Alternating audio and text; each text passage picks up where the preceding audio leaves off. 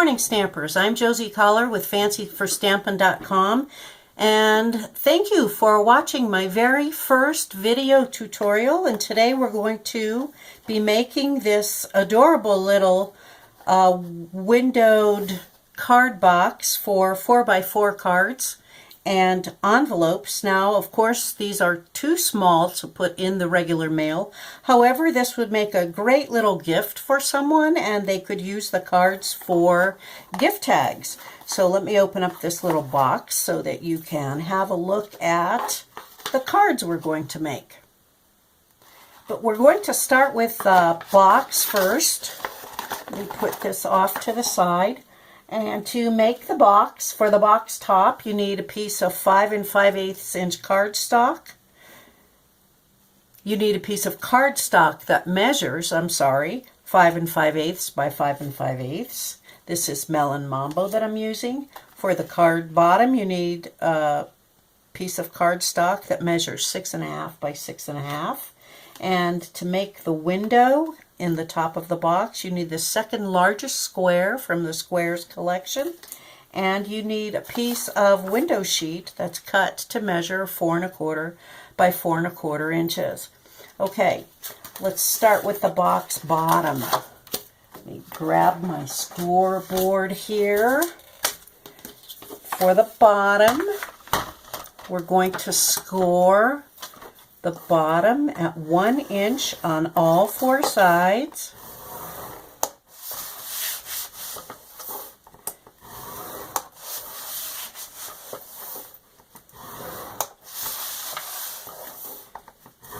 And since I have my scoreboard out, I'm going to grab the top piece.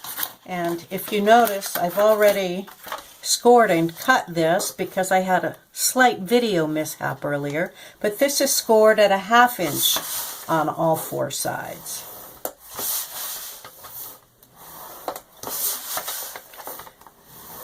Okay, we'll put that aside and get rid of that. Okay, here we have the bottom. I'm going to take my paper snips and I'm going to cut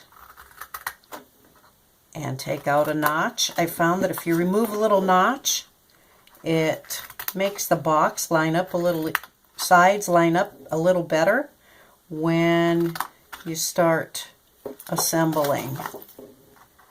So snip and notch, snip and notch. All right, we'll get rid of that. Then, using our bone folder, we're going to, I'm going to fold it this way, fold on all the score lines, including the little tabs that we created. Get a nice burnish on those edges with our bone folder.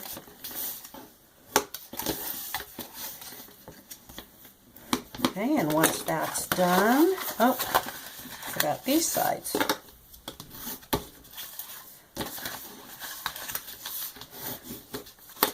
Flip it over, and then using some 2-sided tape, you find the end here, we're going to put a little on each of the 4 corners.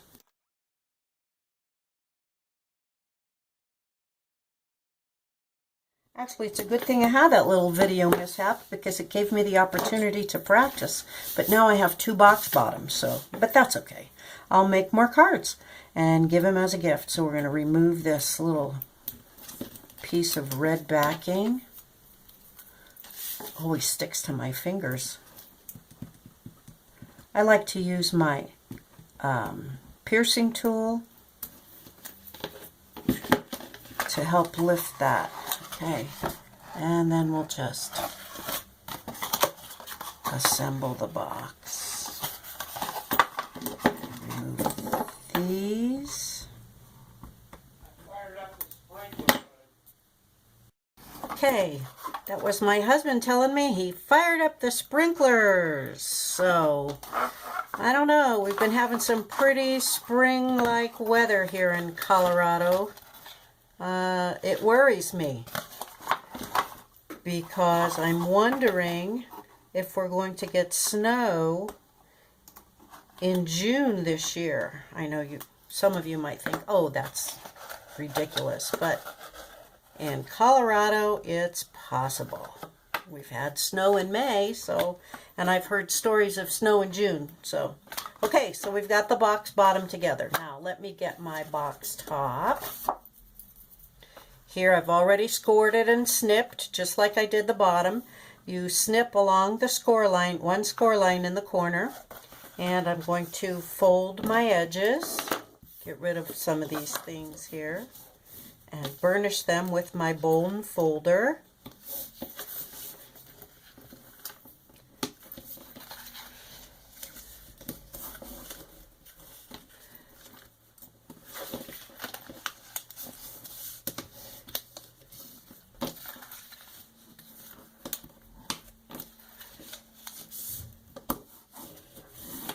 Okay, and then we're going to flip it over, and as I said, we're going to take the second largest square from the Squares Collection framelits, and we're going to center it in the top of the box top so we can create a window. And I like to use a sticky note to hold it in place so it doesn't move. And if you give me a second, I'll go over to my Big Shot and cut out this square.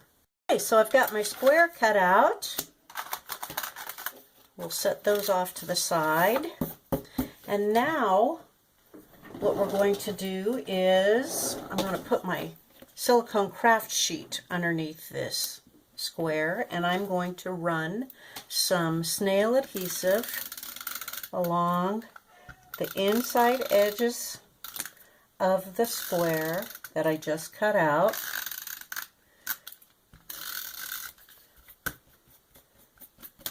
I love this silicone craft sheet because it keeps me from sticking my cardstock to my grid sheet. Okay, and so now we have our 4 1/4 inch by 4 1/4 inch window sheet, and we're just going to set that down over the adhesive that I just added. Okay, so there's our window. Okay, now we need some two-sided tape again on each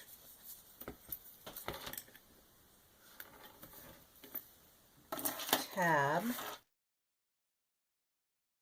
each of the 4 corners.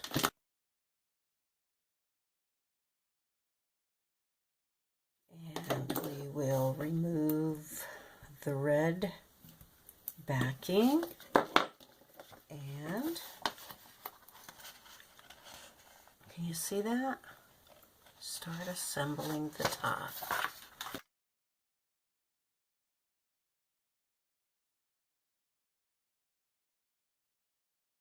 And there we have the lid that fits right over the box. Okay, now let me clean up a little of this mess here, and I'll be right back to show you how to put one of the cards together. Okay, now we're going to make one of these cards. And we're going to start with a piece of 4 by 8 inch cardstock for the card base. So this is Melon Mambo. And a piece of 3 3/4 inch by 3 3/4 inch designer series paper. This is English Garden DSP, and I've chosen to use this side. So this is scored and folded in half, the card base is, and we're going to add some snail adhesive to the back of the designer series paper and center it in the middle of the card base, and we will set that aside. The next thing we need is a piece of scrap. I used a piece of 3 by 11 inch, and obviously this isn't 11 inches long, Whisper White cardstock, and the kind of eclectic stamp set you need the starburst or sunburst and the leaf images and the Hello Honey ink, outgoing in color. So if you love this color and feel you absolutely have to have it, you should get it soon. And we're going to stamp on this 3 by 11 inch cardstock, 3 by not 11 inch cardstock in Hello Honey, and then the leaf image we're going to stamp in Mossy Meadow. Let me grab a piece of scrap here so I can stamp off on it. Oh, I got a lot of scrap here. There we go. Ink that up, stamp off, and then stamp over the sunburst image. Okay, then we're going to, using the 4th smallest circle from the Circles collection, we're going to cut out this image. And we're going to offset it so the center of the sun is off to one side of the circle. Okay, if you give me a second, I'll go over to my Big Shot and then I'll be right back. Cut it out, this is what you'll have, and then what you need is a piece of gold foil cardstock and the smallest butterfly from the butterfly Thinlits, and you're going to cut that out on the Big Shot, and I've pre-cut that. And you will need a piece of Melon Mambo cardstock and the smallest butterfly from the Bold Butterfly Thinlit. And you'll need to cut that out of the Melon Mambo cardstock, and I've already done that. Let's get rid of that piece of hair. How'd that get there? So we're going to attach the Melon Mambo butterfly to the Bold Foil butterfly using the handheld stapler. Okay, and then you need a piece of linen thread about 5 inches long. So, and a gold foil doily. We're going to attach this gold foil doily. Butterfingers here, not able to, toward the center right of the card, and we'll put some, I don't know what happened there, but my video camera stopped. I took a piece of 5-inch linen thread and attached it to the circle with a dimensional. I made a loop out of it and attached it with a dimensional, and then I attached the butterflies to the dimensional that is holding the loop of thread, and then I have these cut out gold flowers using the flower punch from the Itty Bitty Punch Pack, and I attached those to the card front with glue dots. And on those, I'm going to open this up so that it lays flat. In the center of each flower, I'm putting a small rhinestone. And there's a 4th gold flower floating around here somewhere. I'm a little disorganized today. For my first video, though, I think I did okay. So we've got the card done. Goes in the box. The 4th flower is attached using a glue dot to the front of the box, and there's a rhinestone there. And then you need a 16-inch piece of white ribbon, or Melon Mambo would look nice on this too. And this is already tied, so I'm not going to untie it. But you tie that on. You'll probably have to snip the ends, and you are done. Well, thank you for stopping by and watching my very first video here at fancyforstampin.com. I hope you enjoyed yourself, and until next time, I'm Josie Cauler, and happy stamping!